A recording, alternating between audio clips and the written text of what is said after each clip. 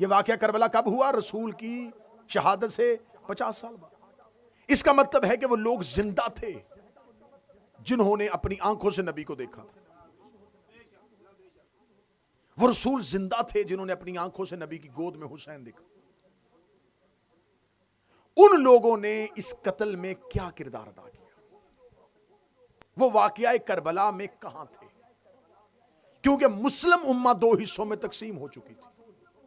एक वो थे जो यजीद की हुकूमत और यजीद की मुमलकत को इस्लामी हुकूमत समझ रहे थे, और ये लोग कौन से थे? नबी के दौर के लोग थे।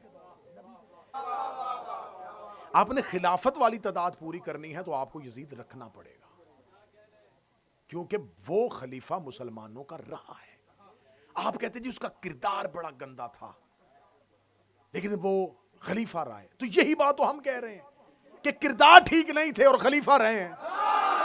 हर बंदे की ख्वाहिश होती है कि मुझे डॉक्टर मेडिसिन वो दे जो मैं आराम से खा लूं। इंजेक्शन कौन खुशी से लगवाता है भाई? तकलीफ वाला मरहला कौन खुशी से लेता है? यजीद मीठी गोली थी, खा ली, फौरी तौर पे कह दिया हाँ हाँ हाँ ले जाए, हम नहीं मानते। हजूर हम सिर्फ यजीद ही नहीं पकड़ेंगे, हमारी तो मजबूरी है, हम तो फिर जाएंगे कि आखिरी साजिश में कौन कौन कहां कहां से शरीक था। ये सब कुछ अचानक नहीं हुआ, अचानक हो गया। अचानक मुफ्तियों ने फतवे दे दिए हुसैन के कत्ल पे। वो जो मुफ्ती फतवे दे रहे थे वो वही मुफ्ती थे जो जुमा के खुतबों में मिंबरों पे अली को गालियां दे रहे थे। तो ये पूरी 50 साल में जो जमीन नबी के खानदान के खिलाफ तैयार हुई है, ये मेरा अहले सुन्नत भाई अचानक नहीं हुई।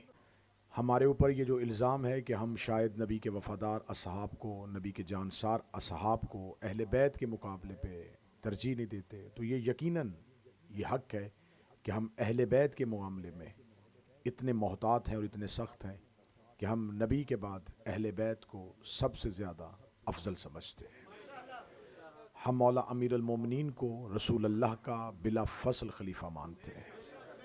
हमारे अकायद रोज़ रोशन की तरह अयां हैं। हम अपने अकायद में सिर्फ ये नहीं है कि हम खामोशी से या छुप के अपने अकायद का इजहार करते हैं, हम अपनी अज़ान में बरमला ये अपने अकीदे का इजहार करते हैं कि हम अली को रसूल अल्लाह का वसी मानते हैं और ख़लीफ़ा मानते हैं, और साथ हम ये भी कहते हैं बिला फसल कि हम बग़ैर फासले के खलीफा मानते हैं। हम जनाब सैयदा को सदीक़तुल कुबरा मानते हैं, उनका हक़ हक़ फ़दक जो था उस मुतालबे पे सैयदा को हक़ पर समझते हैं।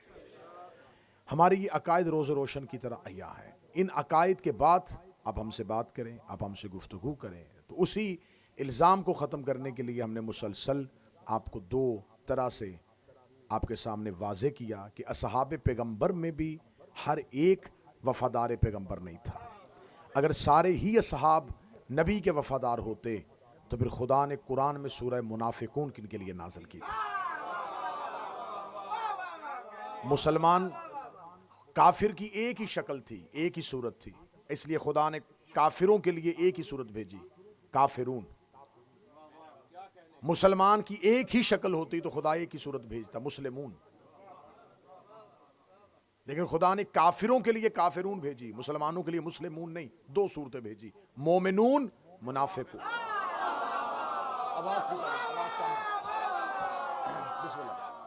मोमिनून और मुनाफिकून। अब ये मुनाफिक जो होता है ये यहूदी नहीं है, ये ईसाई नहीं है। खुदा ने मुशरिकून भेज दी है, खुदा ने काफिरून भेज दी है, लेकिन यहां खुदा ने अगर मुनाफिकून सूरत भेजी है तो उससे मुराद यहूदी या ईसाई नहीं है। मुनाफिक निफाक से निकला है, निफाक नफक से निकला है, जिसके अंदर कुछ हो और वह जाहिर कुछ करे, जिसकी खुदा ने वाज़ेह तौर पे ये अलामत बता दी थी कि मेरा हबीब इनके दिलों में ईमान नहीं है, ये सिर्फ जुबान से ला इलाहा इल्लल्लाह कह रहे हैं। तो उस दौर का तकाजा था कि जो जुबान से भी कह देता था, मुसलमानों की स्ट्रेंथ नहीं थी, मुसलमानों की तादाद इतनी ज्यादा नहीं थी, जुबान से कहने वाले को भी मुसलमान समझा जाता था। लेकिन खुदा ने जब मुसलमानों की अक्सरियत बन गई, जब मुसलमानों की जमात एक कसीर तादाद में तब्दील हो गई, तो खुदा ने कहा मेरा हबीब अब वाज़े कर दे कि अब ये जितना जौग दर जौग लश्कर मुसलमान हो रहा है, ये सारे ही मुसलमान नहीं है।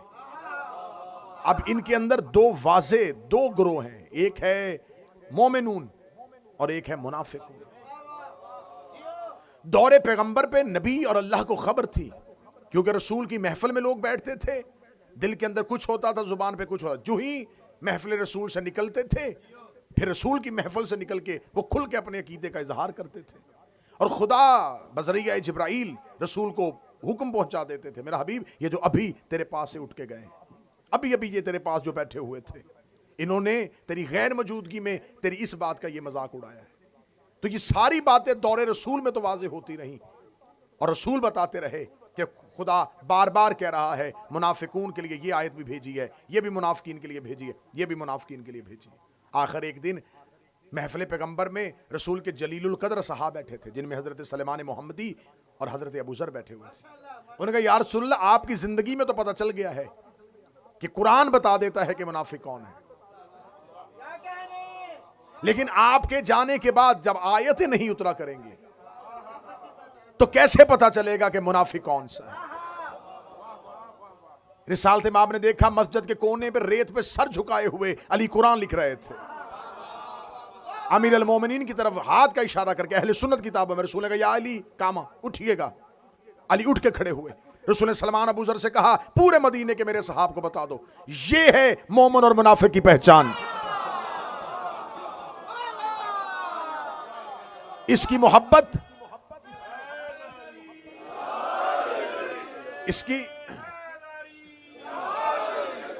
इसकी मोहब्बत ऐन ईमान है,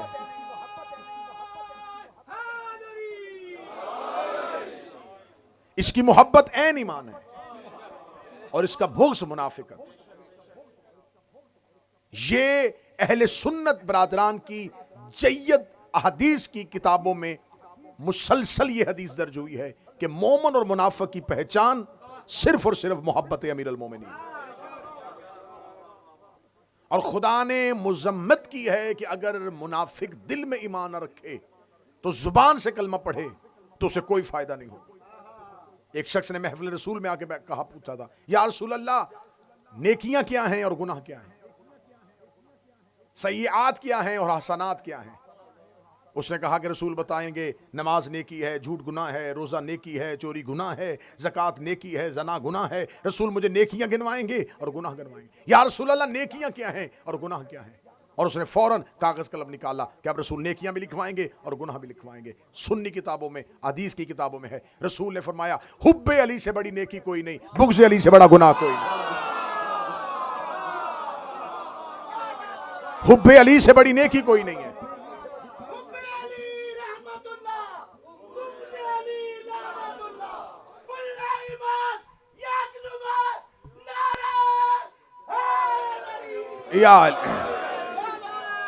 हुब्बे अली से बड़ी नेकी कोई नहीं है, बुग़्ज़ अली से बड़ा गुनाह कोई नहीं। अगर दिल में अली की मोहब्बत ना हो और दिल में अली की दुश्मनी एक राई के दाने के बराबर भी हो, और हदीस पैगंबर है कि ओहद के पहाड़ के बराबर सोना राह खुदा में खर्च किया जाए, 70 हज पैदल मैं मोहम्मद के साथ किए हैं, सफा और मरवा के दरमियान गुर्बत की हालत में मर जाए और राई के दाने के बराबर में मेरे भाई अली का बुग़्ज़ उसके दिल में हुआ, फरमाया जन्नत दूर की बात है, खुशबू भी नहीं सूंघ सकती। इसकी वजाहत की थी जब हज़रत हमारे यासर ने पूछा था या रसूल अल्लाह, मुझसे असहाब पूछते हैं कि रसूल ने कहा है कि मेरे भाई अली की मोहब्बत दिल में नहीं होगी तो कोई नेकी फायदा नहीं देगी। कितनी बेहतरीन वजाहत की। फरमाया इसलिए कि बुग़्ज़ अली निजासत है। एक बर्तन में निजासत का एक कतरा डाल दिया जाए, फिर उसके बाद जो भी चीज पाक डालेंगे वो खुद ब खुद निजस हो जाएगी। मैं समझा था शायद इसके बाद मुझे समझाने की जरूरत नहीं पड़ेगी। निजासत का एक कतरा डाल दिया जाए, पाक चीज भी डालो तो निजस हो जाएगी। बुग़्ज़ अली है निजासत, दिल में रख के नमाज भी पढ़ो, रोजा भी रखो, ज़कात भी दो, तलावत भी करो,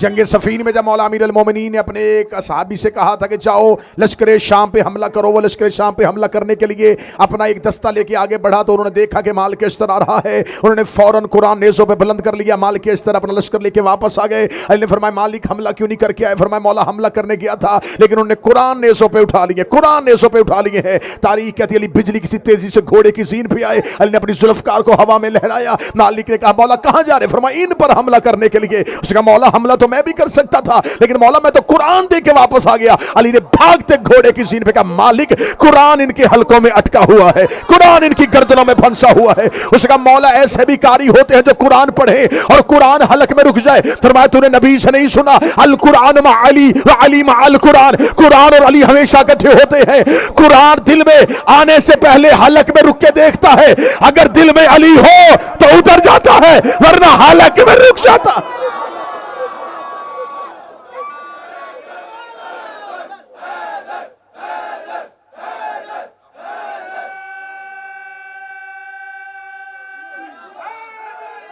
यार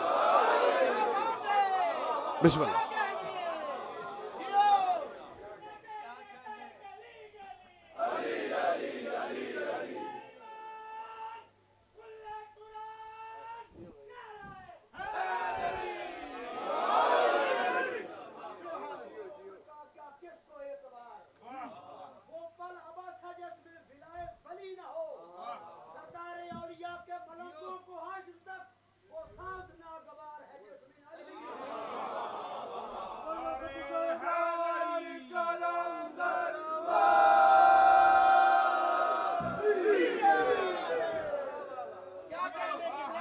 तो यह सबसे बड़ा एतराज है कि आप शायद सहाबे पैगंबर को नहीं मानते। हम सहाबे पैगंबर को मानते हैं लेकिन कुरान हमें बता रहा है कि हर सहाबी मोमिन नहीं था।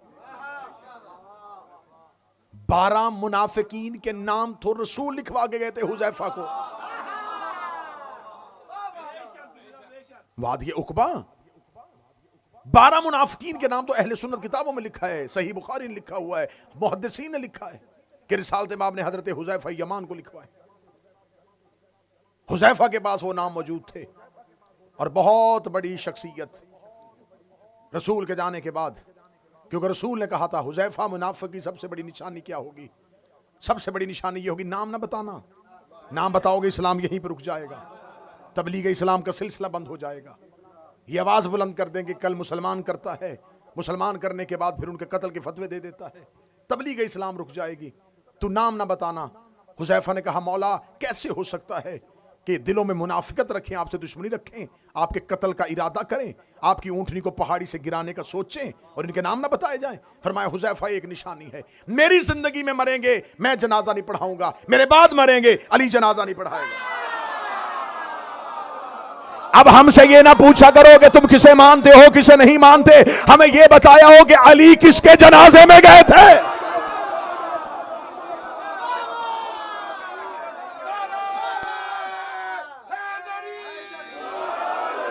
मसरूफियत है क्या? मसरूफियत थी कि अली नहीं गए? अगर मसरूफियत की वजह से ना जाना होता मदाइन में जाकर सलमान का जनाजा पढ़ा दिया।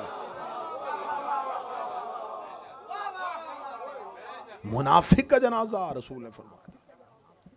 और जब भी मदीने में कोई मरता था एक बहुत बड़ी शख्सियत हुजैफा के दरवाजे पे आती थी, तू जनाजे पे जा रहा है?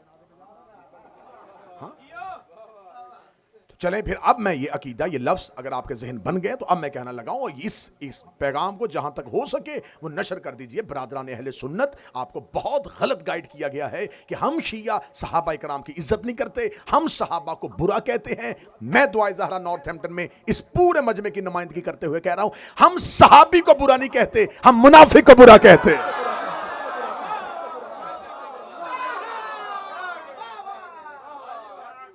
हम सहाबा पैगंबर को मानते हैं लेकिन हम मुनाफिकीन को नहीं मानते। और जब आप हम पर एतराज करते हैं ना, तो मैंने तो पहली 2, 3, 4 मजलिसों में बार बार ये रिपीट किया है कि आपके पास भी तो मुकम्मल बायोग्राफी जिन साहब की है उनकी तादाद तो 7,000 है, उनसे ज्यादा को तो आप ही नहीं मानते। जब आप हम पर एतराज करते हैं ना कि शिया सहाबा को नहीं मानते, मैं खुल के बात कर लेता हूं, बंदे खुल के बात नहीं करते। आपके जहन में कुछ लोग होते हैं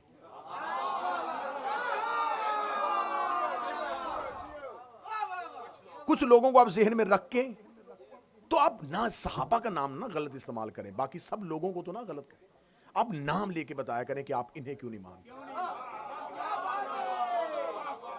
अकीदे में खुल के आए ना, कि आप चंद नाम जहन में रख के कहते जी आप सहाबा को क्यों नहीं मानते, और फिर हम भी ऐसे ही जवाब देते हैं, हम भी उन्हीं को जहन में रख के हम भी कह देते हैं कि हम सबको नहीं मानते। तो ये खत्म फासले तब होंगे जब थोड़ा थोड़ा मसलहत का पर्दा दरमियान से हट जाएगा। आप बाय नेम हमसे पूछें, हम आपको बाय नेम बताएं, आप हमसे, चले मैं अच्छा करके कह देता हूं, आप हमने बाय नेम पूछें, हम आपको बाय कैरेक्टर जवाब देंगे।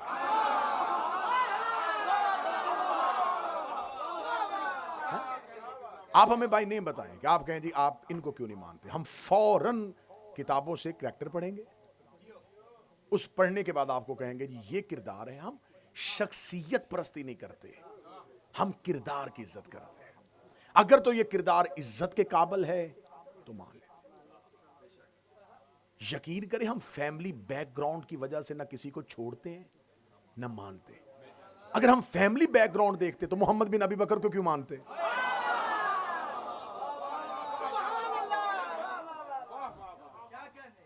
शिया मरता मर जाता है, लेकिन यजीद के लिए इतना सा भी नरम गोशा नहीं रखता। उसके बेटे ने सिर्फ आके अपने बाप के तख्त को ठोकर मारी है, कैरेक्टर आया सामने, हमने किरदार कबूल कर लिया। क्या मसलहत थी, क्यों किया था, हमने कहा नहीं ये जुमला काबिल कबूल है, बेशक यजीद का बेटा है। तो हमारे यहां नहीं देखा जाता कि कौन किसका बाप है किसका बेटा है, हम ये देखते हैं कि उसकी अहले बैत से और रसूल के घर से मोहब्बत क्या है। तो अगर हमारा ये म्यार गलत है, आप ये समझते हैं कि नहीं हम अंधी तकलीद करें, हर किसी को मानना शुरू कर दें, तो ये हमसे नहीं हो सकता। अब हम आपको बताते हैं कि असहाबे पैगंबर में से देखें, ये जो इतना बड़ा वाकया रूनुमा हो गया है, 10 दिन से हम रो रहे हैं, 10 दिन से हम सड़कों पे हैं, पूरी दुनिया का हर शिया इन 10 दिनों में स्याह लिबास पहन के एहतजाज कर रहा है। यह एहतजाज किस चीज का है? इमाम हुसैन की शहादत का, कि 61 हिजरी को 10 मुहर्रम को इराक के सहरा में नबी के खानदान का एक कत्ल हुआ है। हम आज तक सड़कों पर इसलिए फिर रहे हैं, एहतजाज इसलिए कर रहे हैं कि उस कत्ल के हकीकी कातिल गिरफ्तार नहीं हुए। मैं बड़ी अहम गुफ्तगू आपसे करना चाहूंगा, क्योंकि शब अशूर है, तो मैं चाहता हूं कि पैगाम पूरे का पूरा नशर हो जाए। हम ये चाहते हैं कि कत्ले हुसैन पर इंसाफ हो। मुसलमान अगर अपने दामन से कत्ले हुसैन का धब्बा खत्म करना चाहते हैं, तो उन मुजरिमों की इज्जत करना छोड़ दें जो बिला वास्ता या बिल वास्ता कत्ले हुसैन में शरीक है। कत्ले हुसैन में अकेला यजीद शरीक नहीं है, कत्ले हुसैन में यजीद सिर्फ आलाकार है। यजीद के पीछे कुछ मुहर्रिकात हैं जिनकी वजह से उसने इतना बड़ा कदम उठा लिया कि जिसका कलमा पढ़ता था उसी का खानदान कत्ल किया। और यह वाकया कोई 200 साल बाद भी नहीं हुआ, नबी के जाने के 50 साल बाद। उस दौर में अगर जाकर देखें तो उस दौर में लोगों की जो एवरेज एज है वो 100 साल से ऊपर होती थी। इमाम हुसैन अलैहिस्सलाम के असहाब में से 90-91 साल के असहाब तो हुसैन के साथ लड़ रहे थे, इमाम हुसैन के लश्कर में शामिल थे। तो इसका मतलब है कि 100+ लोग आसानी से जी लेते थे। और यह वाकया करबला कब हुआ? रसूल की शहादत से 50 साल बाद। इसका मतलब है कि वो लोग जिंदा थे जिन्होंने अपनी आंखों से नबी को देखा था। वो रसूल जिंदा थे जिन्होंने अपनी आंखों से नबी की गोद में हुसैन देखा। उन लोगों ने इस कत्ल में क्या किरदार अदा किया? वो वाकया करबला में कहां थे? क्योंकि मुस्लिम उम्मा 2 हिस्सों में तकसीम हो चुकी थी। एक वो थे जो यजीद की हुकूमत और यजीद की मुमलकत को इस्लामी हुकूमत समझ रहे थे, और ये लोग कौन से थे? नबी के दौर के लोग थे। मेरा अहले सुन्नत भाई बहुत आसानी से बात तक पहुंच सकते हैं। अगर ये कत्ले हुसैन में शरीक नहीं थे तो इन्हें अंसारे हुसैन में होना चाहिए था। अब मैं ये भी नहीं कहूंगा कि सब गलत हो गए थे, 3 हिस्सों में तकसीम हो चुकी थी उम्मत। एक वो थे जो खुल के यजीद का साथ दे रहे थे, एक वो थे जो खुल के हुसैन का साथ दे रहे थे। दरमियान में एक ऐसा ग्रोह था, एक ऐसी कसीर तादाद थी जो वक्ती तौर पे फैसला नहीं कर पाई कि अब हमें क्या करना चाहिए। उनमें से बहुत सौ ने बाद में किसी न किसी तरीके से नुसरत इमाम करने के लिए हर मुमकिन कोशिश की।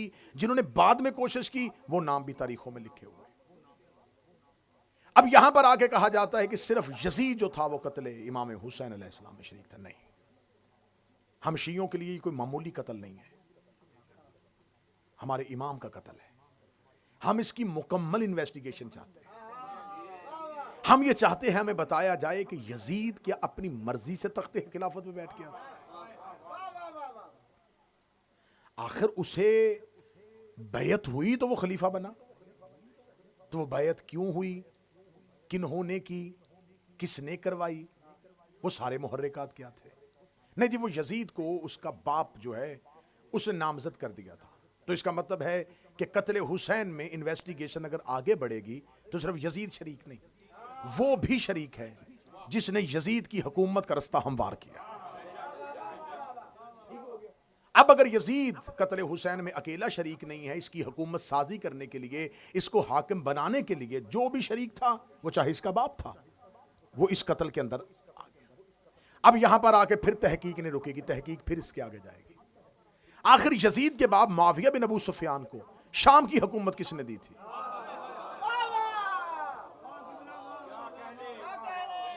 अगर आप सुराग लगाना चाहें तो फिर सुराग तो लग सकता है। अगर आपने वैसे ही तासुब की पट्टी आंखों में बांध ली है और कातलाने हुसैन को ही अपने हीरो समझना है तो आपकी मर्जी है, वरना हम शिया कट रहे हैं, मर रहे हैं, लेकिन आपको हक पहुंचा रहे हैं कि खुदारा अपने दिमाग, अपने जहन, अपनी अक्लों को रोशन करो। यजीद की हुकूमत बनाने में उसके बाप का हाथ था। मुआविया बिन अबू सुफियान को शाम की हुकूमत देने में किसका हाथ था? किसने उसे खलीफा बनाया था? कहते तीसरी खिलाफत के दौर में बाकायदा तौर पर उसे नामजद कर दिया गया था। 18 हिजरी से लेकर 60 हिजरी तक 42 साल मुसलसल अबू सुफियान का बेटा शाम के मुसलमानों का हाकिम बना रहा। क्या 42 साल में मुसलमानों के पास कोई हाफिज कुरान, कोई मुफस्सिर कुरान, कोई मुहद्दिस, कोई ऐसा सहाबी, कोई बरगजीदा, कोई नबी के खानदान से मोहब्बत करने वाला नहीं था? कि 42 साल जिगर चबाने वाली का बेटा, दस्तरखान में वाजे शराब रख के पीने वाला, कुत्तों और बंदरों से खेलने वाला, वो मुसलमानों का हाकिम बन के हुकूमत करता रहा और किसी ने भी ना पूछा? नहीं, ये सब जी बनी उमैया की नस्ल और है। और फिर या के बहुत बड़ा तारीख का धोखा दिया जिसमें अक्सरियत हमारे शियों की भी आ गई कि बनी उमैया जो थे ये बनी हाशिम के रिश्तेदार ही थे, पीछे से इनका शजरा एक था। गलत। खुदा ने कुरान में पहले कह दिया है शजरा तैयबा और है, शजरा खबीसा और है। अगर शजरा एक होता, मौजू ठीक है जी, अगर शजरा एक होता तो खुदा एक ही शजरे की बात करता। खुदा ने कुरान में 2 शजरों की बात की है, शजरा तैयबा, शजरा खबीसा। शजरा मलऊना और है, शजरा तैयबा और है, 2 शजरे हैं। अब मैं आपको बता देता हूं। अब्द मनाफ के 2 बेटे, एक का नाम अम्र जिसे हाशिम कहते हैं, दूसरे का नाम अब्दुल शम्स। कहा जाता है कि अब्दुल शम्स का जो बेटा था वो उमैया था। उमैया अब्दुल शम्स का बेटा नहीं था। अब्दुल शम्स के बेटे का नाम रुबैया था। उमैया अब्दुल शम्स का गुलाम था।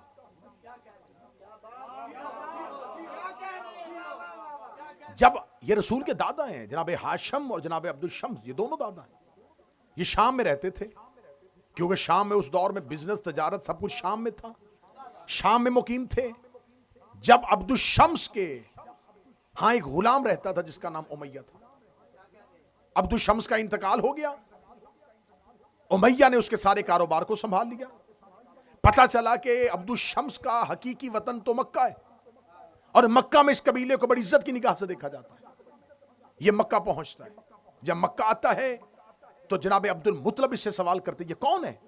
तो ये कहता है मैं अब्दुल शम्स का बेटा हूं, मैं आपका खानदान हूं। फरमाते इसे काबा के करीब लेके जाओ, क्योंकि हमारी नस्ल का कोई भी ऐसा फर्द नहीं है जो काबे की इज्जत से वाकिफ ना हो। ये वहां पर जाके झूठी कसम देता है, लेकिन अब्दुल मुतलिब जो हैं वो इसकी कसम का इनकार करते हैं कि इसकी न हजर अस्वद ताजीम कर सकता है, न इसे काबे की इज्जत और अजमत का अंदाजा है, और बनी हाशिम मुश्तरका तौर पर इसको मक्का से निकाल देते हैं। ये हिस्ट्री में अहले सुन्नत किताबों से साबित करने के लिए तैयार। इसको निकाला जाता है मक्का से, ये मक्का से निकलता है, फिर ये दोबारा शाम आ जाता है। शाम में आके ये एक शादीशुदा औरत के साथ अपना ताल्लुक बनाता है। वहां से इसके यहां एक बेटा पैदा होता है जिसका नाम है ज़कवान। ये ज़कवान को लेकर दोबारा अपने वतन अपने घर जाता है और अपनी हकीकी बीवी का अकद अपने उस बेटे के साथ करता है। तारीख में खुदा ने जिसे शजरा खबीसा कहा है उसकी बुनियाद तो देखें।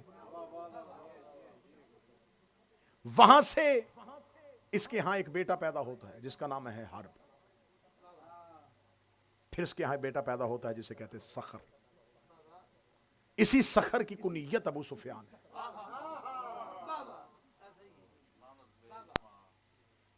अबू सुफियान के यहां फिर 3 बेटे आते हैं। एक हंजला जिसे बदर में अली ने मारा, एक मुआविया और एक यजीद। एक तो यजीद मुआविया का बेटा था, एक यजीद मुआविया का भाई भी था, यजीद बिन अबू सुफियान। उधर से हरब के हाँ एक और बेटा है अबू सुफियान के अलावा जिसका नाम है आस। आस के फिर 2 बेटे हैं, एक का नाम है हकम और एक का नाम है अफ़ान। हकम का बेटा मरवान और आस का बेटा उस्मान।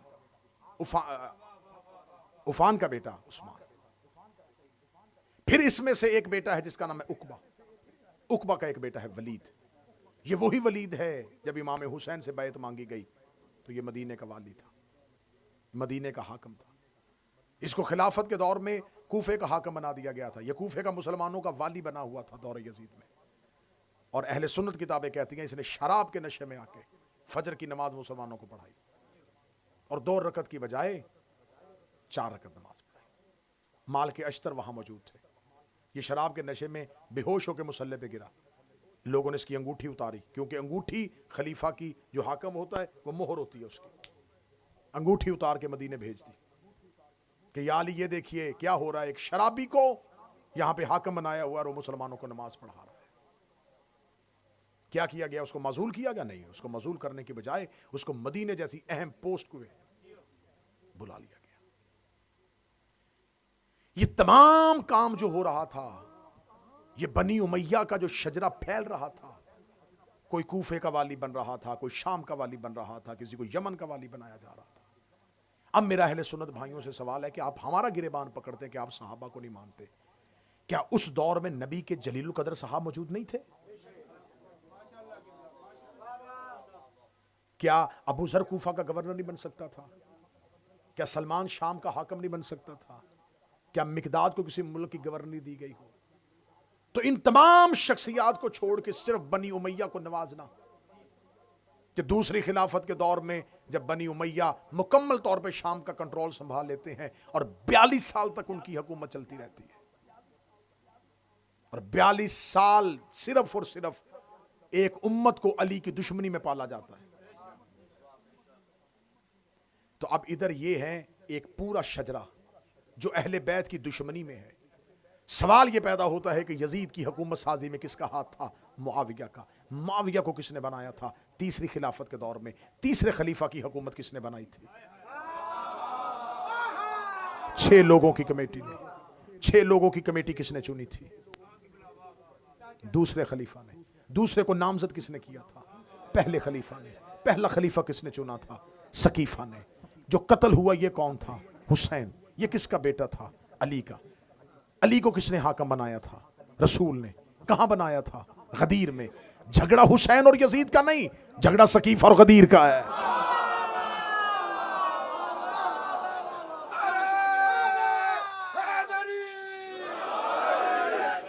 लड़ाई यजीद और हुसैन की नहीं है,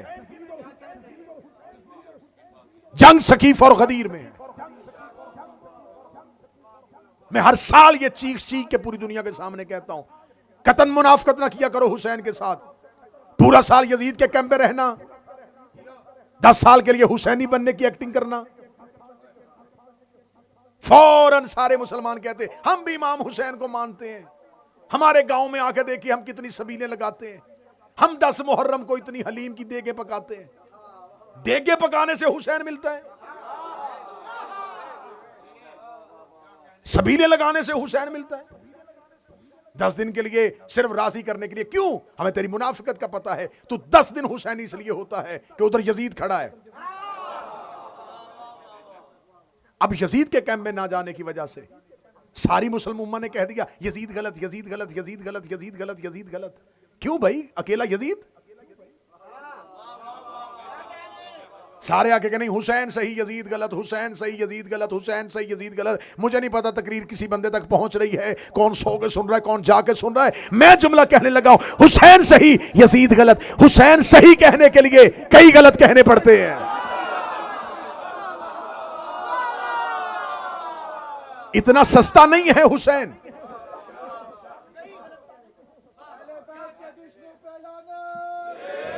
आप कैसे कह सकते हैं कि सिर्फ यजीद था? ये पूरी साजिश है। और साजिश कहां से चली? सकीफा से। इमामत कहां से चली? गदीर से। इसका मतलब है लड़ाई हुसैन और यजीद की नहीं है, गदीर और सकीफा की है। आज भी मुसलमानों में 2 ही फिरके हैं, यह गदीरी फिरका या सकीफाई फिरका। या तो आप सकीफा के फॉलोअर हैं या आप गदीर को फॉलो कर रहे हैं। कोई तीसरा रास्ता नबी ने छोड़ा ही नहीं है। या गदीर या सकीफा, या खिलाफत या इमामत। कुरान में 2 ही सूरतें, या मोमिनून या मुनाफिकून।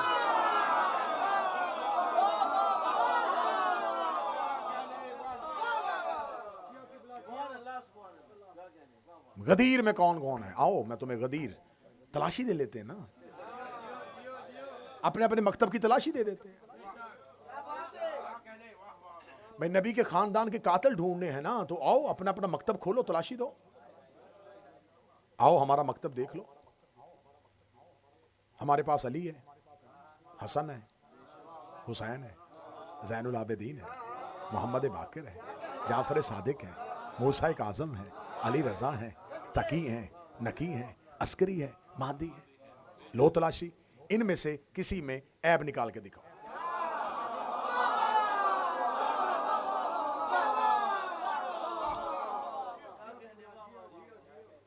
आओ हम जिनको मानते हैं उनमें फातिमा बिनते असद है, खदीजा बिनते खवालद है, फातिमा बिनते मोहम्मद है, ज़ैनब बिनते अली है। आओ ऐब निकाल के दिखाओ। दी है ना तलाशी? दी है ना? दी है तो फिर तलाशी लेनी भी तो है।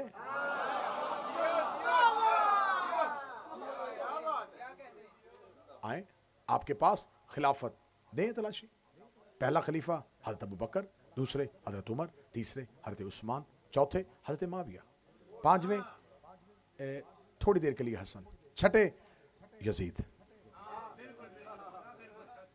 आपकी खिलाफत में तो यजीद खड़ा है। खिलाफत मुकम्मल ही नहीं है जब तक 6ठे नंबर पर यजीद को ना वो माने। क्योंकि भाई आप उसके किरदार को नहीं मान रहे, खलीफा तो रहा है ना। खिलाफत तो उसने की है, मुसलमानों का खलीफा तो रहा है। हमारे पास तो वो आ ही नहीं सकता, क्योंकि हमारे पास तो इमामत वाले हैं। आपने खिलाफत वाली तादाद पूरी करनी है तो आपको यजीद रखना पड़ेगा, क्योंकि वो खलीफा मुसलमानों का रहा है। आप कहते जी उसका किरदार बड़ा गंदा था, लेकिन वो खलीफा रहा है। तो यही बात तो हम कह रहे हैं कि किरदार ठीक नहीं थे और खलीफा रहे हैं।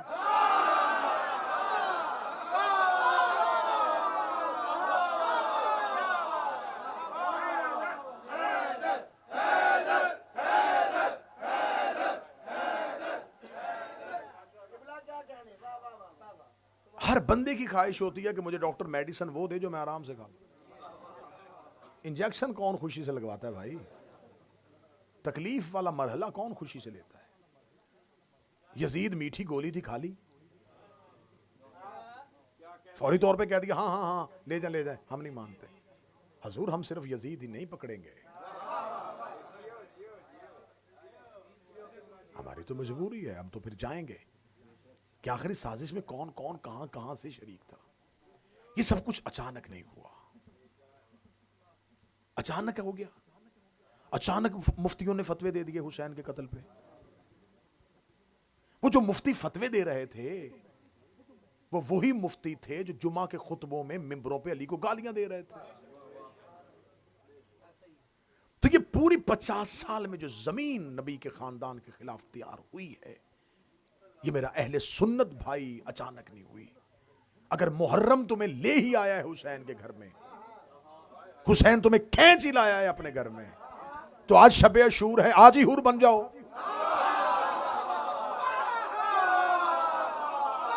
आज हुर बन जाओ। आज अब वापस ना जाना, क्योंकि आज रात का तरीका है जो हुसैन के पास आ जाए फिर वो वापस नहीं जाता। आप आ गए हैं तो अब आप हुसैन के।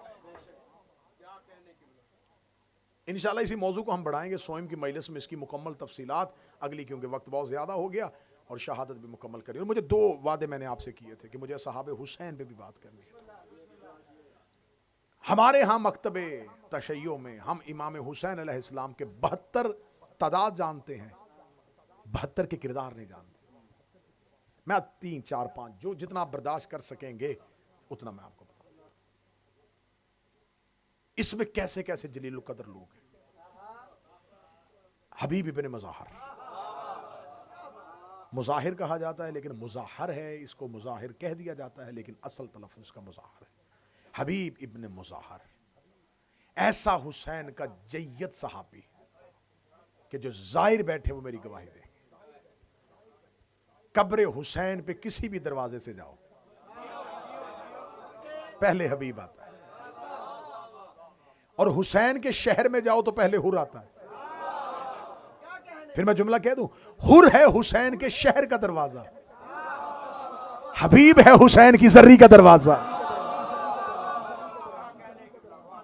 इमाम हुसैन ने हुर को अपने शहर के बाहर बिठाया। हुसैन को पता था कि क़यामत तक के लिए मेरे शहर में गुनाहगारों ने भी आना है, कहीं करबला के बाहर आके डर ना जाए। करबला के बाहर आके अपने गुनाहों से डरे तो सामने हुर खड़ा हो, हाय हाय हुर कहे आ जाओ मैं तुम्हारे सामने जिंदा मिसाल हूं। दरवाजा हुसैन के शहर का दरवाजा हुर, हुसैन की जरी का दरवाजा हबीब। क्या था इसमें जो हुसैन ने इसकी कब्र अपनी कब्र के साथ बनवाई है। इमाम हुसैन अलैहिस्सलाम ने जनाब हबीब को एक खत लिखा था, उस खत में हबीब को सलाम किया था रजुल फकी कह के, ए मर्द फकी तुम पर मेरा सलाम। और मैं बच्चों को समझाने के लिए कह दूं, जनाब हबीब रसूल के साहबी थे। इमाम हुसैन और इमाम हसन अलैहिस्सलाम का बचपन था। इनके बाप मुज़ाहिर ने नबी का खाना किया कि आपने या रसूलल्लाह कल मेरे घर खाना खाना। रिसालत में आपने फरमाया मुज़ाहिर अकेला नहीं आऊंगा, बेटों को साथ लेके आऊंगा। रिसालत में आप जब अगले दिन हसन और हुसैन को लेके मुज़ाहिर के घर की तरफ चले तो मुज़ाहिर का यही बेटा हबीब अपने मकान की छत पे था। ये मेहमानों का रास्ता देख रहा था कि आज रसूल ने हमारे घर आना है, या छत से गिर के हबीब मर गए। तारीख पढ़ रहा हूं, हबीब मर गए। बाप ने लाश कमरे में रख के बंद कर दिया दरवाजा। रिसालत में आप आए, दस्तरखान लगा दिया, हसन और हुसैन साथ। जो ही हसन और हुसैन दाएं, हसन बैठ गए, बाएं हुसैन बैठ गए। इमाम हुसैन ने नाना का बाजू फैला के, नाना इसका बेटा हबीब कहां है। रसूलुल्लाह फरमाया मुज़ाहिर मेरा हुसैन पूछ रहा है तेरा बेटा हबीब कहां है, क्योंकि वो हुसैन से बड़ी दोस्ती रखता है। मुज़ाहिर की आंखों में आंसू आ गए। कहने लगे या रसूलल्लाह बताना नहीं चाहता था कि कहीं आप मेरे घर का खाना न छोड़ दें। थोड़ी देर पहले मकान की छत से गिरा, उसका इंतकाल हो गया। मौत की खबर सुनी हबीब की, हुसैन तड़प के उठे, कहां है हबीब? मुज़ाहरा आगे आगे चला, पीछे हुसैन चले, कमरे में जाके चादर हटाई। हुसैन ने हबीब का देखा चेहरा, हबीब तूने हमारा इंतजार ही नहीं किया? नाना मुझे हबीब जिंदा चाहिए। रसूल ने दुआ के हाथ बुलंद किए, हबीब उठ के बैठ गया।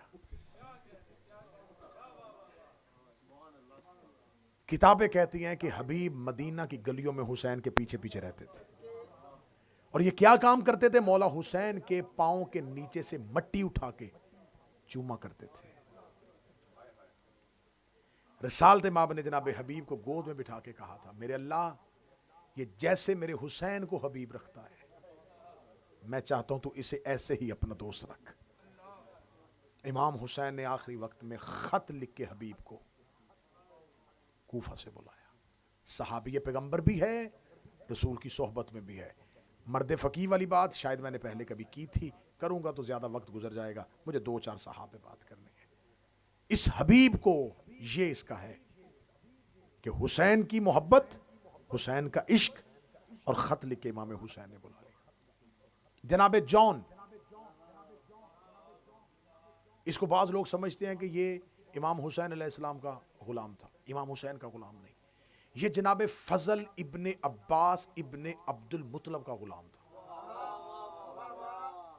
रसूल के चचा हजरत अब्बास, उनके बेटे थे फजल, एक अब्दुल्ला इब्ने अब्बास हैं, उनके भाई फजल, ये फजल का गुलाम था।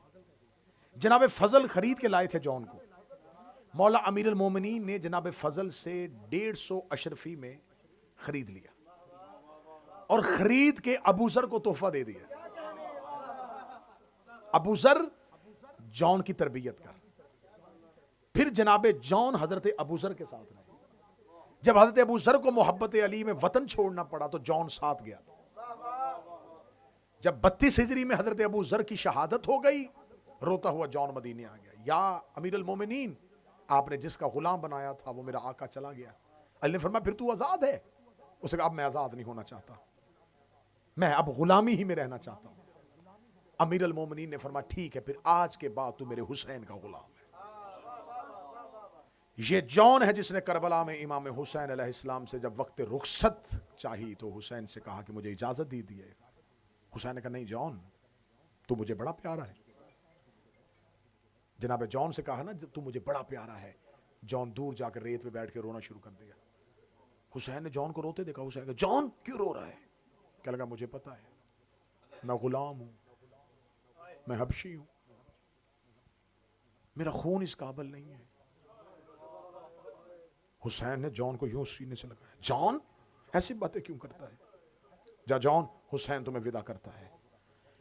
ये वाहिद वो शहीद है जिसकी लाश पर हुसैन आए और इसके सीने से खून लेके हुसैन ने अपनी दाढ़ी पे लगाया। जॉन, तेरे खून से तो खुशबू आ रही है। और कातिल कहते हैं कि करबला में इतनी खुशबू थी शाम गरीबा के बाद जो जॉन की लाश से आ रही थी। एक साहबी है वहाब इब्ने कल्बी, नसरानी था, अपनी मां और अपनी बीवी के साथ मुसलमान हुआ। हुसैन के हाथ में कलमा पड़ा इसने। जब ये करबला में पहुंचा, इसकी शादी को 17 रोज हुए थे, और अपनी मां और अपनी जोजा के साथ हुसैन के पास आ गया। मौला हुसैन, मैं मरना चाहता हूं। मां बड़ी आशिका थी हुसैन की, बड़ी मोहब्बत करती थी। मां ने कहा जॉन, वहाब ज्यादा इजाजत देना मांग, बस हुसैन के कदमों पे सर रख और मक्तल में चला जा, मैं तेरी लाश देखना चाहती हूं। इसने जाके मौला हुसैन से सिर्फ इतना कहा, मौला 17 दिन हुए मेरी शादी को, मेरी मां तो ज़ईफा है, बीबी ज़ैनब से पूछ ले कि मेरी ज़ौजा का ख्याल करेगी। अली की बेटी की आवाज आई, वहाब ना घबरा, तेरी अमानत मेरे हवाले है। वहाब मैदान में गया, बड़ी जानसारी के साथ लड़ रहा था वाहिब कल्बी। जब इसकी ज़ौजा, इसकी बीवी खैमे की चौब लेकर निकल आई है और अपने शौहर के साथ मिलकर लश्कर में गई लड़ने के लिए। करबला में जहां हुसैन के असहाब शहीद हुए वहां एक खातून शहीद हुई है जो वहाब की बीवी है। इसके सर पे तलवार लगी है और शौहर के साथ शहीद हुई है। करबला में एक सहाबी, एक हुसैन के नासिर की जौजा भी शहीद हुई है, वो वहाब कल्बी की जौजा थी। और मां का कलेजा क्या था, जब कातिल ने वहाब का सर तलवार की नोक पे रखा, इसने घोड़े को दौड़ाया, घोड़े को दौड़ा के इसने खियाम की तरफ यूं सर को फेंका, फेंक का कौन है इसकी मां, उठा अपने बेटे का सर। मां दौड़ती हुई खैमे से बाहर आई, वहाब का सर उठाया, चूमा, लश्कर यजीद पे वापस भेज गया, भेज कर दी जो हुसैन को सदका कर दे हम वापस नहीं लेते।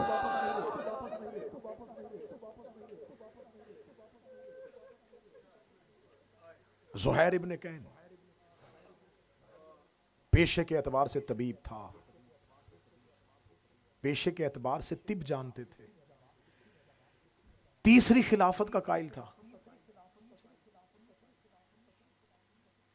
यह नहीं है कि पहले से ही सही उल अकीदा शिया था, नहीं, तीसरी खिलाफत के दौर में उसने तीसरी खिलाफत का साथ दिया है।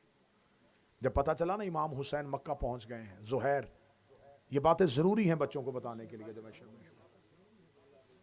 जनाब ज़ुहैर को पता चला कि हुसैन मक्का पहुंच गए हैं, ज़ुहैर ने कहा अगर मैं मक्का गया तो हुसैन कहीं मुझे अपने साथ ना ले जाएं। इसने अपना काफिला हुसैन से फासले पे रखा। यह मक्का के रास्ते में था जब हुसैन का काफिला दूर, हुसैन का पड़ाव था। इसने देखा ये किसके काफिले का पड़ाव है, कहते हुसैन का। इसने कहा ना, करीब ना जाना, हुसैन साथी इकट्ठे कर रहा है। यजीद के खिलाफ हुसैन ने क्याम कर दिया, कहीं हुसैन मुझे ना बुला ले। इसने दूर जाके सहरा में रस्तों से हट के अपना काफिला लगा दिया, वहां पड़ाव किया। ये अपने घर वालों के साथ बैठा हुआ खाना खा रहा था। तारीख ने मंजर लिखा है कि इसका एक घुटना जमीन पे था, एक घुटना उठाया हुआ था। इसने यूं लुकमा उठाया है और दरवाजे पे आके कासद ने कहा ज़ुहैर तुम्हें हुसैन बुला रहे हैं। वहीं से इसने लुकमा छोड़ दिया। अपनी बीवी से कहने लगा जिस चीज का डर था वही हुआ, मैं नहीं चाहता था कि हुसैन मुझे बुलाए। बीवी ने कहा शर्म कर, फर्जंद रसूल है, ना जाना उसके लश्कर में, सुन तो आ क्या कह रहे हैं। गया, हुसैन इब्न अली अपने खैमे में बैठे हुए थे। फर्जंद रसूल आपने मुझे याद किया। फरमाया ज़ुहैर मैं तुम्हें लेने के लिए आया हूं। ज़ुहैर तो चल क्यों नहीं रहा, सर झुकाया। फर्जंद रसूल कहां, ज़ुहैर मौत की तरफ। मैं तुम्हें बताऊं, मैं तुम्हें कोई हुकूमत नहीं दूंगा, ज़ुहैर मौत की खुशखबरी है, मेरे साथ चलोगे तो शहादत मिलेगी। ज़ुहैर की आंखें अभी बंद थी। या हुसैन देख रहे, ज़ुहैर नहीं जाना चाहता तो ना जा, बस इतना बताना था मेरी मां जन्नत के दरवाजे पे तेरा इंतजार कर रहा है। चीख निकली ज़ुहैर की। रोके कहा इतना मजबूर हो गया, जो मिन्नतें हमें आपकी करनी चाहिए थी कि हमें साथ ले जाए, आप कर रहे हैं। मौला सिर्फ इतनी इजाजत दें, मैं अपनी ज़ौजा को तलाक दे दूं ताकि मेरी बात आजाद की जिंदगी गुजार सके। भागता हुआ आया, खाना वहीं पड़ा था। बीवी ने कहा खाना खा, कहता हराम हो गया मुझ पर, हुसैन ने मुझे याद कर लिया है। ज़ौजा ने देखे कहा आप कहां जा रहा है, कहता मैं तुम्हें तलाक देने के लिए तैयार हूं, आजादी की जिंदगी गुजार। उसे कहा डूब जा, शर्म कर, जब तक जहन्नम में था मुझे साथ लेके फिरता रहा, जन्नत के दरवाजे पे जा रहा है तो मुझे अकेली छोड़ के जा रहा है। मैं सुन रही थी जब हुसैन ने कहा है कि मेरी मां इंतजार कर रही है। ज़ौजा को साथ लिया और हुसैन के साथ चले गए। करबला में जख्मियों का इलाज करता रहा है ज़ुहैर। आजमूदा तरीन अमल है। आरफीन कहते हैं कि अगर आपको किसी बीमारी की कोई दवा ना मिल रही हो, ज़ुहैर से तवस्सल करो, जनाब ज़ुहैर से तवस्सल करो। एक आरिफ ने मजलिस हुसैन में अरब में ये मजलिस पढ़ी और एक मस्तूर बैठी मजलिस सुन रही थी मस्तूरात में। उसने कहा कि अगर तुम्हें कोई बीमारी का हल ना मिले तो ज़ुहैर से तवस्सल करो, ज़ुहैर ख्वाब में आके तुम्हें बीमारी का इलाज बताएगा। उसने वहीं पर बैठे हुए मन्नत मान ली, मौला मेरा भाई बड़ा बीमार है, मूजी मर्ज का शिकार है, मैं ज़ुहैर से तवस्सल करती हूँ। रात सो गई, ख्वाब में ज़ुहैर आया। ज़ुहैर ने आके कहा तेरे भाई के पास दवा है लेकिन वो खाता नहीं, उठी, भाई को उठाया। भाई मैं आज मजलिस में गई थी, वहां कोई पढ़ रहा था कि ज़ुहैर से तवस्सल करो तो ज़ुहैर बीमारी का इलाज बताता है। मैंने तवस्सल किया, ख्वाब में ज़ुहैर आए, उसने कहा तेरे भाई के पास दवा है लेकिन वो खाता नहीं, उसका औरत है, वहम में पड़ गई है। कौन सी ऐसी दवा है जो मैंने नहीं खाई? मैं हर दवा खाता हूं लेकिन मेरी बीमारी ठीक नहीं हो रही। आखिर बहन थी, कहती नहीं मैं सच कह रही हूं, मुझे ज़ुहैर ने कहा है तेरे पास कोई दवा है और वो तो खाता नहीं। थोड़ी देर के बाद उठा, चीख मार के था, ज़ुहैर ने सच कहा, ज़ुहैर ने सच कहा, ज़ुहैर ने सच कहा। उसका क्या कहा? यकीन आया? उसने कहा हाँ, मैं मजलिस हुसैन में जाता हूं, तबर्रुक नहीं खाता। तो मैं हुसैन का वास्ता, अगर कोई छोटा सा भी तबर्रुक लेके खड़ा हो ना, नजरअंदाज ना किया करो। तुम्हें क्या पता है कि उसके पीछे उसका कितना खलूस है। मौला हुसैन के एक जाकर के बारे में मशहूर रवायत है कि उसने किसी जगह पे मजलिस के लिए गए थे, तो बानी मजलिस ने चाय का इंतज़ाम किया। कोई गरीब था तो उसने चाय का घूंट लिया तो उसको चाय ठंडी महसूस हुई। उसने कहा मैं मेज़बान को कहूँगा, उसकी दिल आज़ारी होगी। उसे नज़र बुझा के दरवाजे के बाहर चाय गिरा दी। जिक्र हुसैन करके घर आया, ख्वाब में सैयदा की आवाज़ आई, मैं तुझसे बड़ी नाराज़ हूँ। उसने कहा बीबी मैं तो तेरे बेटे का जिक्र करके आया हूँ। फरमा जिसे तूने गिराया है वो मैंने बनाई थी। तुझे क्या पता है कि ज़हरा हुसैन के तबर्रुक का इंतजाम खुद करती है? तुझे क्या पता है कि मैं फातिमा तो ज़हरा अपने बच्चे की मजलिसों में क्या क्या करती हूं? तुम्हें मौला हुसैन का वास्ता, सिर्फ मजलिस हुसैन का तकद्दुस समझ लो, जिक्र हुसैन का तकद्दुस समझ लो। वो बड़ा मशहूर है ना कि इमाम ने फरमाया था, अगर सैयदुल साजिदीन ने, कि मुझे करबला के बाद शादियां अच्छी नहीं लगती। मोमन ने कहा इसरार है मौला आइए। फरमाया फिर घर में मजलिस करवा, सिर्फ मैं नहीं आऊंगा, मेरी फुप्पी ज़ैनब भी आएगी। उसने मजलिस का इंतज़ाम किया, जिक्र हुसैन होता रहा, वो रास्ता देखता रहा, बाजार में देखे, मजलिस में देखे। जब मजलिस तमाम होने के करीब आई, उसने कहा सच्ची माँ का बेटा है, आपके हुक्म पे मैंने मजलिस करवाई थी, आप आए नहीं। या नीचे निगाह पड़ी, जहां लोगों ने अपने जूते उतारे हुए थे, वहां पर एक नईफ चादर के नीचे था। आवाज देके कहा मुझे वहां ना ढूंढ, तेरा इमाम यहां बैठा हुआ। फरजंदे रसूल मैंने आपके लिए नशिस्त लगाई है। फरमाया नहीं, जब मजलिस हुसैन में आओ तो ये सोचो पता नहीं कहां सजाद बैठे हुए हैं, तबर्रुक मिले, उसे जन्नत की गजा समझ के लो। बस आंखें बरस गई हैं, मैं 12 मुहर्रम को बाकी सहाब का तज़किरा कर दूंगा, क्योंकि मुझे शहादत भी थोड़ी तफसील से पढ़नी है। कल यौम आशूर है, आज की रात और कल का दिन तुम्हें गरीब ज़हरा का वास्ता, तुम्हें शाम की कैदी बीबी का वास्ता। अपनी हालत ऐसे बना के रखना, चेहरा दे के पता चल जाए तेरा कोई मर गया है। सर के बाल खुले रखना, गिरेबान चाक, आस्तीने उल्टा के रखना। कल का दिन एक दूसरे से मुसाफा नहीं करना ना, अशूरा मुसाफे हराम है, ना करना किसी से मुसाफा। कोई कहे बस सलाम या हुसैन, सलाम या हुसैन। गुर्बत की हालत में दिन गुजारना। अगर इमाम हुसैन के घर में बैठे हो तो इस बारगाह के अंदर ये सोच के बैठना कि यहां पुरसा लेने के लिए हुसैन की मां बैठी हुई। इमाम हुसैन अलैहिस्सलाम के गम में मातम, ये पहचान है, हमारा एहतजाज है। खून का पुरसा हर उस बदन पे आएगा जिसके रगों में कहीं ना कहीं खमीर में खाके करबला मौजूद है। आप जंजीर का मातम नहीं करते, लेकिन उन मातमियों के लिए आसानी पैदा करना, किसी मातमी का हाथ पकड़ लेना, किसी को पानी पिला देना, किसी को हवा दे देना, किसी न किसी तरीके से हुसैन की आजादारी में नुसरत जरूर करना।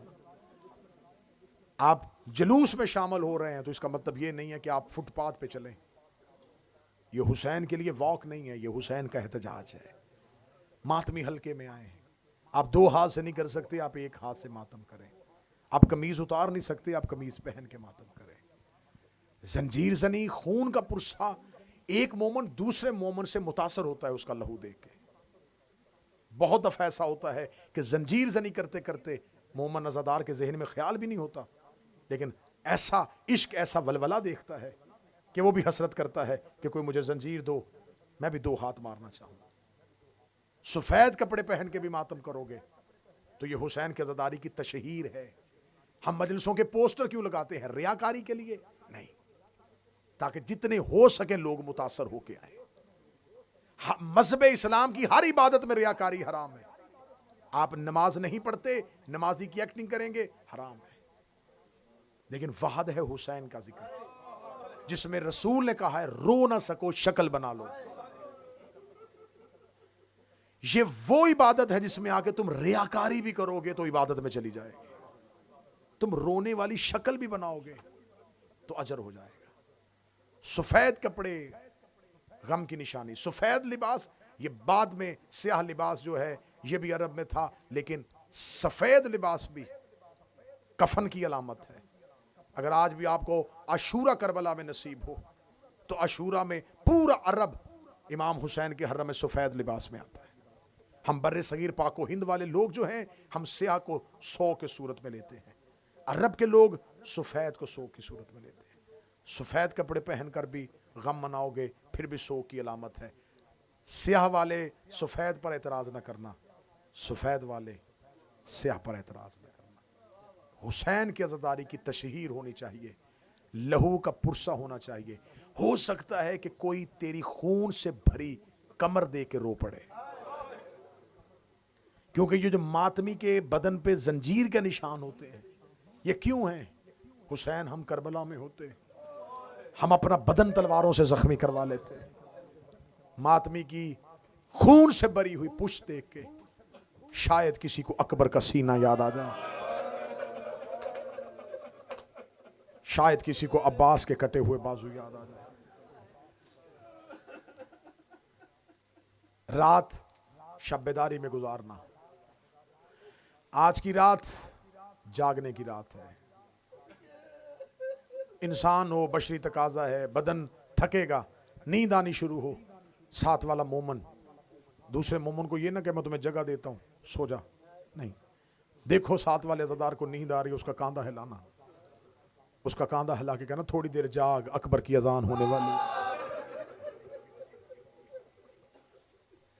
ये वो रात है जिस रात में रुबाब का असगर भी नहीं सोया, ये वो रात है जिसमें हुसैन की सकीना भी नहीं सोई।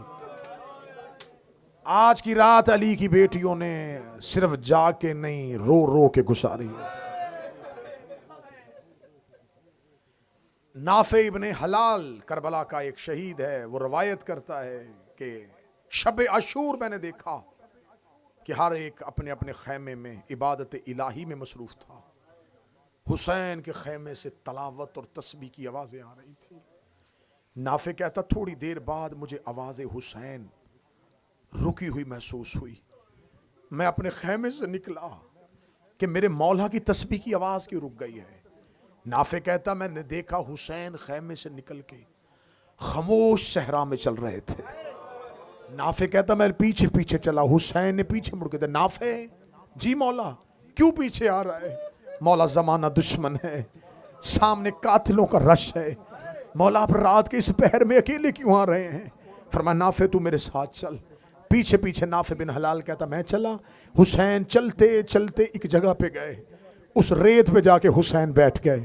हुसैन ने सर से इमामा उतारा, हुसैन ने वो रेत उठा के अपने चेहरे पे लगानी शुरू की। नाफे कहता मैंने गरीब ज़हरा की ये हालत देखी, मेरी चीखें बुलंद हुई, मैंने रो के कहा मौला हुसैन इस खास जगह पे आके क्यों रो रहे हैं? फरमाया नाफे पहचाना ये जगह कौन सी है? मौला नहीं पहचाना। फरमाया यहाँ मेरा अकबर घोड़े की ज़ीन से गिरेगा, ये वो जगह है जहाँ मेरे अकबर का लहू गिरेगा और मेरा 18 साल का शबीह पैगंबर। ये वो जगह है जहां पे मेरा अकबर गिरेगा। नाफे कहता है कि फिर मुझे आगे लेके गए, आगे ले जाके कहते नाफे ये वो जगह है जहां मेरे अब्बास के बाजू कटेंगे। नाफे ये वो जगह है जहां मेरे असगर को तीर लगेगा। नाफे ये वो जगह है जब कासम घोड़े की जीन छोड़ेगा। नाफे बिन हलाल कहता है काश मेरे बस में होता, मैं अपनी रूह अपने बदन से निकाल लेता। एक ऐसी नशेब वाली जगह आई है जहां गरीब ज़हरा सजदे में गिर गया। सजदे में गिर के हुसैन की आवाज आई, सच्ची है मेरी माँ, सदीका है मेरी माँ। मैंने कहा हुसैन क्या हुआ? फरमाया ये वो जगह है जहां तेरा ये मजलूम 13 ज़रबों से ज़िबा होगा। रो के कहने लगा मौला आप अपनी कत्लगाह पे क्यों आए हैं? फरमाया नाफे में अपने खेमे में तस्बीह कर रहा था, या मेरी मां ज़हरा की आवाज आई है, हुसैन एक बार जाके देख, मैं तेरी मक्तल अपने बालों से साफ करके आई हूं ताकि जब तू घोड़े की जीन से गिरे तुझे कोई कंकर ना लगे, तुझे कोई पत्थर ना लगे। और रोती हुई आंखों से कहना जिस ज़हरा ने बेटे के गिरने की जगह बालों से साफ की थी उसकी बदन पे घोड़ों ने टापों के हाय हुसैन, हाय हुसैन, ऐसे चीखे मार के रो, तेरे घर में जनाजा है। चीखों वाली आवाजें ज़हरा को बड़ी अच्छी लगती हैं। तुम्हें गरीब ज़हरा का वास्ता, आज आहिस्ता आवाज में न रोना, आज जितना ऊंचा हो हाय हुसैन, हाय अकबर, हाय असगर। क्योंकि आज रात हमने सिर्फ ये कहना हाय हुसैन, हाय अकबर, हाय अब्बास। रात गुजर जाएगी, कल का दिन गुजर जाएगा, कल हम यहां बैठ के कहेंगे हाय ज़ैनब, हाय सकीना, हाय रुकैया।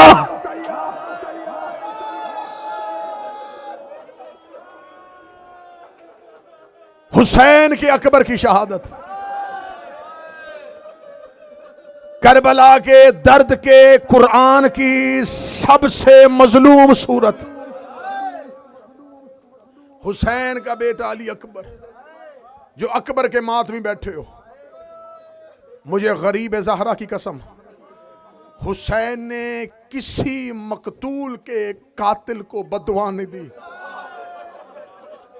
पता नहीं कितना जिगर छलनी हुआ था हुसैन का। अकबर की लाश पे आके हुसैन कहता ओ अकबर का कातिल, खुदा तुझे बर्बाद कर दे, और तूने मेरा मोहम्मद की शक्ल वाला बेटा मार दिया।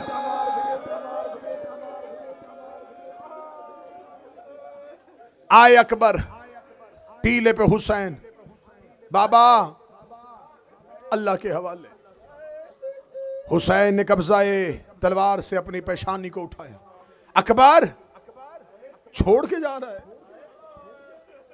अकबर तेरा बाबा कहां जाएगा? अकबर ऐसे नहीं, पहले मां का विदा करके आ। शहजादा अली अकबर के आने से पहले अली की बेटी आलिया की आवाज है, सैयदादियों सब मेरे खेमे में आ जाओ।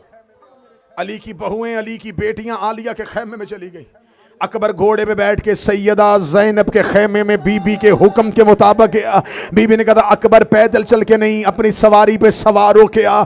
अकबर सवारी पे सवार होके आया। मक्तल ये कहती है, इब्न अशौब ने लिखा है कि जो ही हुसैन का अकबर ज़ैनब के खेमे में गया, अली की बेटी ने सैयदादियों के साथ अकबर के घोड़े के गिर्द हल्का बांधा।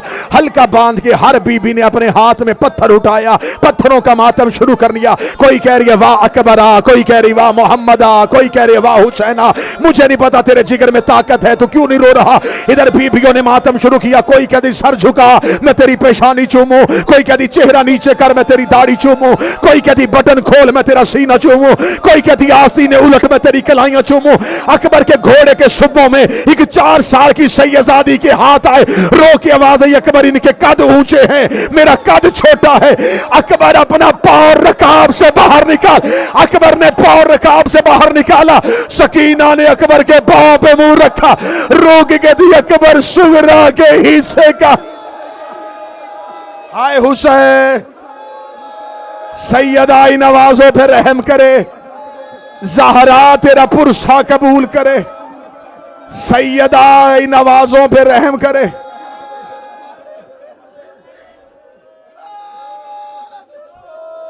अकबर सुगरा के हिस्से का बोसा। पहला विदा हुआ अली की बेटी से। मीर अनीस ने इस मंजर को लिखा है। वो कहते ज़ैनब के खैमे से अकबर का घोड़ा नहीं, ज़ैनब के खैमे से अकबर का जनाजा निकल रहा था। अकबर दरवाजे पे आया, अलमों वाले अब्बास ने हाथ पकड़ा। अकबर, अकबर जी चाचा गाजी। अकबर एक बार मां से मिल के आ। ये सतर मैं पढ़ूंगा, मेरी माएं बहनें बेटियां जो सुन रही हैं। अकबर अपनी मां से मिल के आ। अब्बास हाथ थाम के ले आए बीबी लैला के खैमे पे। शहजादा अली अकबर खैमे के अंदर गए और बाहर आ गए। अब्बास की आवाज आई, अकबर इतनी जल्दी मिलाया? वादे चचा अब्बास मेरी मां खैमे में नहीं है। जब कहा ना मेरी मां खैमे में नहीं है, फरमाया फजल की मां देख, अकबर की मां खैमे में नहीं है। फजल की मां अब्बास की सोचा खैमे के अंदर गई। अकबर की मां खैमे की कनात के साथ खड़ी कांप रही थी। फजल की मां की आवाज आई, लैला तेरा अकबर मिलने के लिए आया था। फरमाया फजल की मां अब्बास से कह ज़ैनब से जाके मुझे इजाजत ले दे, मैं अकबर को बेटा कह लूं। मैंने 18 साल अकबर को बेटा नहीं कहा। 18 साल मैं अकबर की जवानियां देखती रही और मुझे एक बार अकबर को बेटा।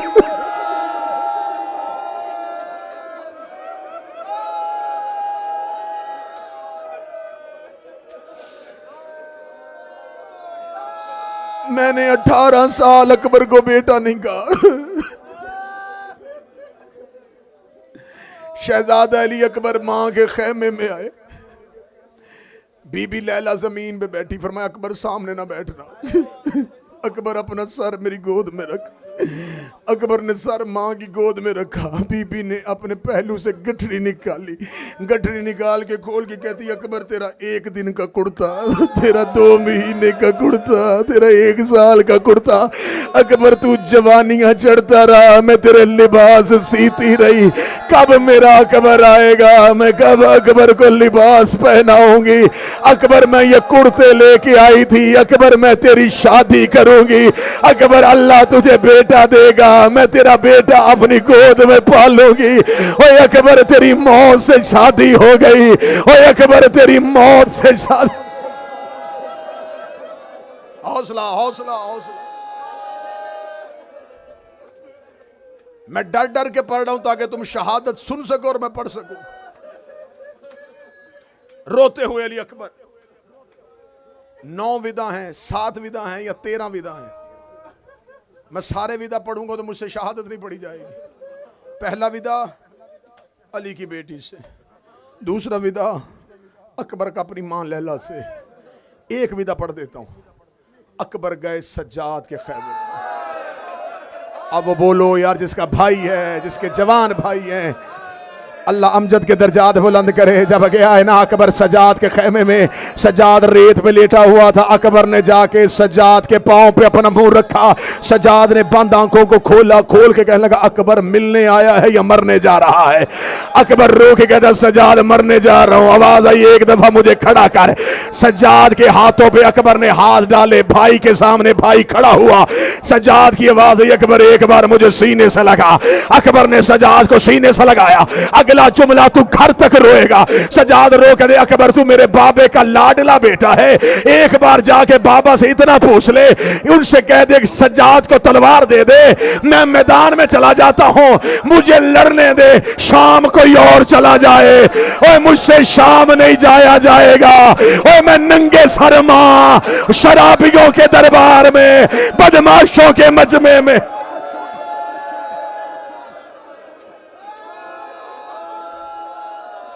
ओए अकबर सारे छोड़ के जा रहे हो। अकबर मैं सज्जाद अकेला कहां जाऊंगा। अच्छा सज्जाद अल्लाह के हवाले। हर खैमे में मातम। अकबर का जाना था, हर खैमे में मातम। सबसे विदा करके आखिर में वहां आया जहां टीले पे अकबर की जुदाई का जख्म सीने पे लेके हुसैन बैठा। किसी अरब आलम का जुमला है, इसको बर्रे सगीर में बड़ा पढ़ा गया है। कहते अकबर के बाद अगर कातिल हुसैन को ना भी मारता, अकबर के बाद हुसैन ने कितना जिंदा रहना था। अकबर की लाश पे हुसैन मर गया था, अकबर के बाद कब हुसैन जिंदा थे? बाबा, बाबा अल्लाह के हवाले, बाबा तेरा अकबर जा रहा है, हुसैन की बात अकबर जा रहा है, बाबा जा रहा। अकबर घोड़े से उतर, जैसे नमाजी तशाहुद में बैठता, हुसैन रेत में बैठे थे, अकबर घोड़े की जीन से उतरा, बाबे के गले में बाहें डाली, हुसैन रो गया, अकबर मेरी कमर टूट गई है, अकबर मेरी बिनाई चली गई है, अकबर अपनी पेशानी दे, अकबर की पेशानी चूमी। अच्छा अकबर अल्लाह के हवाले, अकबर घोड़े के करीब, अकबर वापस आ, अकबर वापस आया, जी बाबा। अकबर अपना गला चूमने दे, अकबर का गला चूमा, अकबर फिर घोड़े के करीब गया, हुसैन का वापस आ, अकबर वापस आया, हुसैन ने अकबर के बटन खोलने शुरू किए, रोकेगा अकबर मुझे सीना चूमने दे, अकबर का सीना चूमा, अकबर फिर गया घोड़े के करीब, हुसैन की आवाज आई अकबर एक बार वापस आ, अकबर वापस आया, फरमाया मुझे हाथ चूमने दे, कभी दाढ़ी कभी हाथ कभी सीना, मकदल कहती 7 मरतबा हुसैन ने बेटा वापस बुलाया, 7वीं दफा अकबर देखा बाबा बेटे की जवानी प्यारी है या नाने का दीन प्यारा है, रोकदा तेरे जैसे लाख अकबर हो मैं अली वलीउल्लाह से कुर्बान कर दो। अकबर देखे बाबा में मुझे आवाज ना देना, इधर अकबर ने पांव रकाब में रखा, हुसैन ने घुटना करबला की रेत में रखा, अकबर का दूसरा पांव रकाब में आया, हुसैन के पांव करबला में खड़े हुए, अकबर के घोड़े के कदम चले, हुसैन ने चलना शुरू किया, अकबर का घोड़ा तेज हुआ, हुसैन के कदम तेज हुए, अकबर का घोड़ा दौड़ा, हुसैन कभी गिरते थे कभी उठते थे, कभी गिरते थे कभी उठते थे, अकबर के घोड़े के आगे एक काले बुरके वाली बीबी आई, आवाज आई घोड़ा रोक, तेरे मरने से पहले मेरा हुसैन मर जा।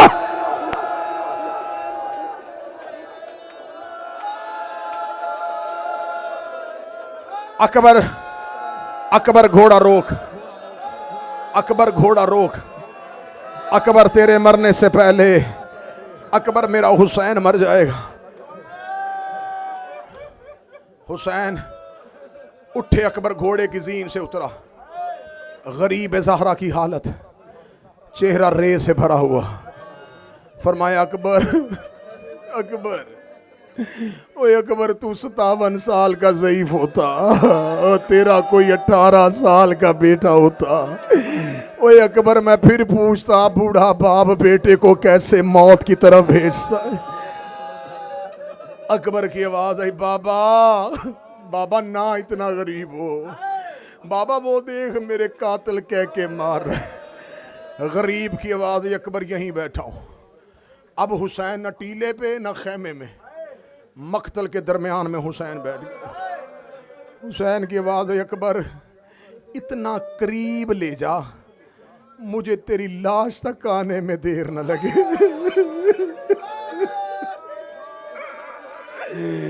अकबर मुझे वहां बिठा के जाना जहां मुझे तुम तक पहुंचने में देर न लगे। अकबर तू जिंदा हो, मैं तेरे सराहने आ जाऊं। अकबर मुझसे चला नहीं जाएगा। अकबर मेरी कमर टूट गई है। अकबर घोड़े की जीन पे बैठ गया। इधर अकबर के टापों की आवाज हुसैन के कानों में आई। रो के कहते अम्मा ज़हरा मेरा मुकद्दर, बाबा अली मेरा अकबर चला गया। हुसैन वहीं बैठे थे या हुसैन के कान में आवाज आई बाबा मैं गिर गया, बाबा मैं गिर गया, बाबा मैं गिर गया, बाबा मैं गिर गया। मकतल कहती गरीब ने उठने की कोशिश की, उठा नहीं गया। मुझे हुसैन की कसम है, तुम्हें लोग बताते हैं हुसैन कोहनियों के बल चला है। करबला की मकतल कहती गरीब ज़हरा ने रेत पे हाथ मारने शुरू किए। रो रो के कह रहा था अकबर, अकबर तेरा बाबा ज़ईफ हो गया। हौसला हौसला हौसला हौसला हौसला हौसला हौसला हौसला मेरा बेटा, हौसला हौसला हौसले के साथ, हौसले के साथ। और जवानों अपने बाप को नसीब हो सारी रात मातम करना। मौला तेरी जिंदगी करे, सारा तेरा मातम कबूल करे।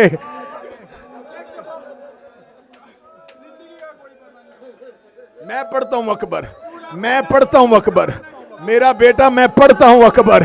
तेरे घर में माँ भी होगी, तेरे घर में बाप भी होगा। मैं जिसकी शहादत पढ़ने आया हूं उसकी लाश पे ना बहन आ सकी है, उसकी लाश पे ना माँ आ सकी है। हुसैन कोहनियों के बल नहीं, हुसैन ने रेत पे हाथ मारने शुरू किए। हुसैन रो रो के कह रहे थे कोई मुझे अकबर तक ले जाए, कोई मुझे अकबर तक ले जाए, कोई मुझे अकबर तक ले जाए। ये है शहजादे का जनाजा। जनाजा सामने रख के कह रहा हूं, यहां से गुजरता था कोई हुसैन को ताजिया ना मारता, कोई हुसैन को तमाचा मारता। मार मार के कह रहे थे हमने तेरा अकबर मार दिया, हमने तेरा अकबर।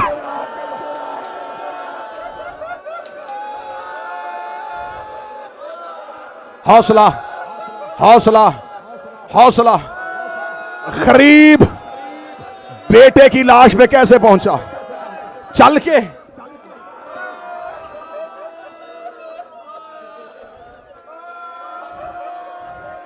रेत पे हाथ मारता जा रहा था। कोई हुसैन को इधर भेज देता, कोई हुसैन को उधर भेज देता। हुसैन ने लाशों में बात, अकबर! एक लाश से आवाज है, बाबा तेरा अकबर यहां। गरीब बिला तशबीह, गरीब बेटे की लाश के पास पहुंचे बिला तशबीह।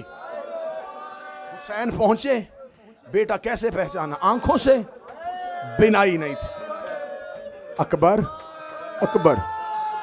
अकबर ने हाथ पकड़ा अपने चेहरे पे, अकबर, अकबर। अकबर सांस चल रही है, अकबर जिंदा है? बाबा जिंदा हूं। अकबर, अकबर क्या लगा है? अकबर किसने जीन से गिराया? बाबा नेज़े ने।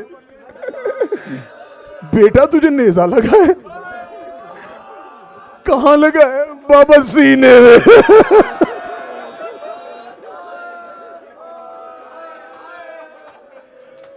नफ्सियात का मामला है, नफ्सियात का। अल्लाह ना करे, अल्लाह ना करे बेटे को कांटा भी लगे ना। नासिर भाई बाप पूछता है पहले बता कहां लगा है, पहले जगह देखता है, फिर जल्दी से उस दर्द वाली जगह पे हाथ, बेटा तकलीफ तो नहीं? हुसैन ने पूछा अकबर नेज़ा कहां लगा है? बाबा सीने पे। गरीब ने अकबर के सीने पे हाथ रखा, अकबर तकलीफ तो नहीं? अकबर कहता बाबा बर्छी तोड़ गया है। बाबा नेज़े की अन्नी मेरे जिगर के अंदर है। हुसैन की आवाज आई किसने मारा नेज़ा? फरमाया नुमैर के बेटे हसीन ने। फरमाया खुदा तुझे गर्क करे, वो तूने मेरे चांद के सीने पे नेज़ा उतार दिया। तेरा कातिल कहां खड़ा है? आवाज आई बाबा वो सामने खड़ा है। हुसैन की आवाज आई अकबर दे इजाजत मैं तेरे सीने से बर्छी निकालूं। अकबर की आवाज आई बाबा ऐसे नहीं, पहले दादा इब्राहिम बुला, दादा इस्माइल बुला, नजब से बाबा बुला, बकिये से मां बुला। आवाज आई सारे करबला के टीलों पे खड़े हैं, आखिरी जुमला और जनाजा जवान का उठ जाएगा। हुसैन ने अपना घुटना करबला की रेत पे रखा, हुसैन ने अकबर के नेज़े पे हाथ डाला, इधर हुसैन ने बर्छी पे हाथ डाला, हुसैन ने बर्छी बाहर निकाली, बर्छी नहीं आई। अकबर का जिगर नेज़े की अन्नी पे आ गया। आवाज आई बाबा तेरा अकबर मर गया, तेरा अकबर मर गया। हाय जवान।